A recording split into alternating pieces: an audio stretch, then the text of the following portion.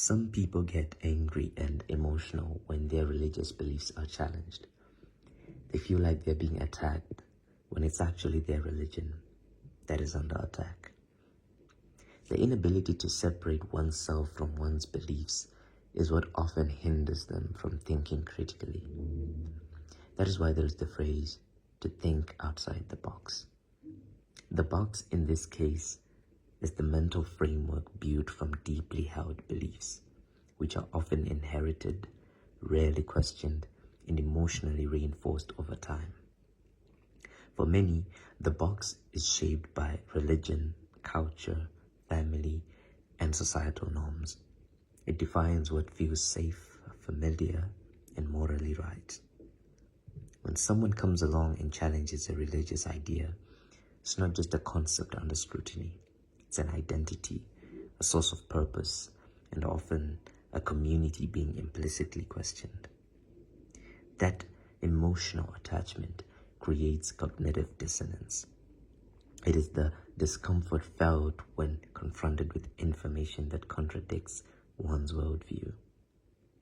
Thinking outside the box then requires more than just intellectual effort. It takes emotional courage. It means tolerating discomfort, questioning the unquestionable, recognizing that beliefs are not the same as the self. Only when people create that separation, understanding that I have beliefs is not the same as I am my beliefs, can they begin to engage critically rather than defensively. In that sense, the box isn't just external dogma, it's internal attachment. And internal attachments are the hardest to break, precisely because they don't feel like attachments, they feel like truth. That is the deceptive power of long-held beliefs.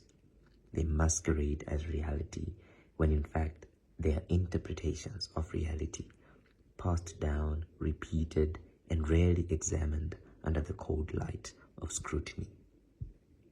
This is why conversations about religion, especially with those who have never stepped outside their box, so often end in tension. To question a doctrine is seen as disrespectful. To ask for evidence is seen as hostile. But this defensiveness reveals more about the strength of the attachment rather than the strength of the belief itself. Truth, after all, doesn't need one to shout. It doesn't need to be protected by emotion or reinforced by threats.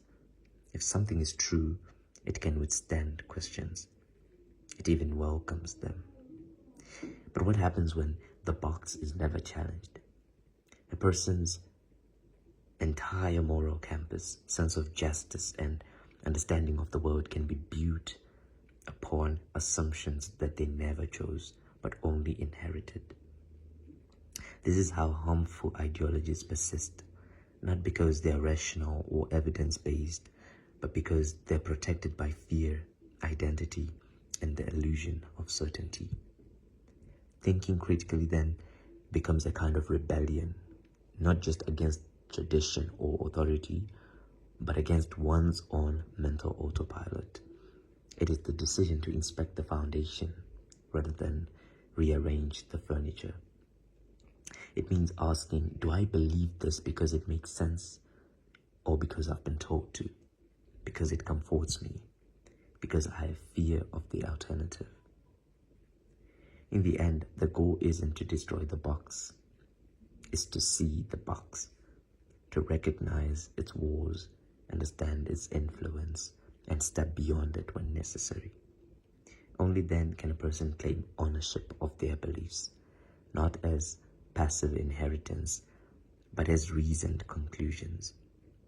That is where true intellectual freedom begins. And that's why I've decided to create this YouTube channel, to help others attain this kind of intellectual freedom. We'll dig deeper into belief systems, explore the psychology behind why we think the way we do. We'll look at what science has to say about the world and unpack big philosophical questions that most people are too afraid to ask. If that sounds important to you, If you're ready to challenge ideas, think critically, and maybe even get a little uncomfortable in the process, then hit that subscribe button. I'll catch you on the next one.